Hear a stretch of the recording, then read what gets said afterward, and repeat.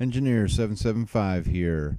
Uh, Wanting to talk to you about growing wheat for sustainability. I'm going to show a slideshow. This is before I got on YouTube, so this is just going to be a slideshow for you, hopefully to learn a little bit about planting wheat. I planted this acre of wheat, acre and a half by hand, just broadcasting it, and it grew really well. I didn't even fertilize this wheat. And you can see it in contrast to the grass around it. And here it's about a month away from harvest at this point. It was a lot of work. No combine, did everything by hand except for cutting it with a sickle bar mower. And this year, we're going to either do a sickle bar mower or just do hand size. Here we have the wheat stored on my trailer. And we brought it down and parked it in the barn to keep it out of the rain while I tried to figure out what I was going to do with it. So this was one load, had a lot of wheat. And then the trick was, how do we thresh this? And looked for many ideas, asked a lot of questions, tried trial and error on this one for us, and then finally came up with a process that seemed to work. Just took this concrete pad, cleaned it, started spreading the wheat out. And had a lot of good helpers, and spread the wheat out on it. And then I used the tractor.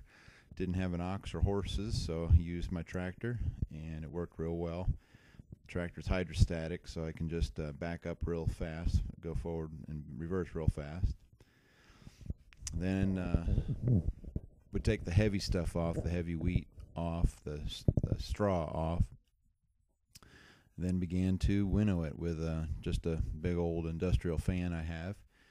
Throw it up in front of the fan, and the chaff blows away and the wheat falls down. You see the wheat starting to gather there in front of the fan.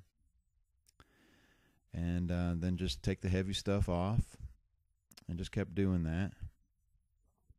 Here's wheat in your eye. And there was a lot of work in this whole process, but began to see the fruit of our labor. The wheat in the midst of the chaff, and there's the whole pad, just about solid wheat. You can see the wheat straw in the background, and the fan still blowing and winnowing. Not enough wind where I am to do that, so I had to run the fan. And we're starting to get the final product here. Still dirty, meaning it still had a lot of chaff in it. And about 2 days of working solid on it, we got 100 gallons of hard red wheat. There's Sarah carting the first 5-gallon bucket over to the bigger Rubbermaid container just to work out of. And so that wheat's been really good, and we still have some stored in the basement. And so there you have it. Wheat for sustainability. Again, part of our prepping here on the homestead is to figure out ways in which we can sustain life and not just live out of number 10 cans, but to actually keep working, keep on going. And it was a good feeling to get to this point.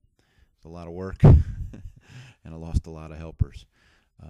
But to have wheat stored that we're using to make bread and have enough stored back to plant, again, was a great feeling.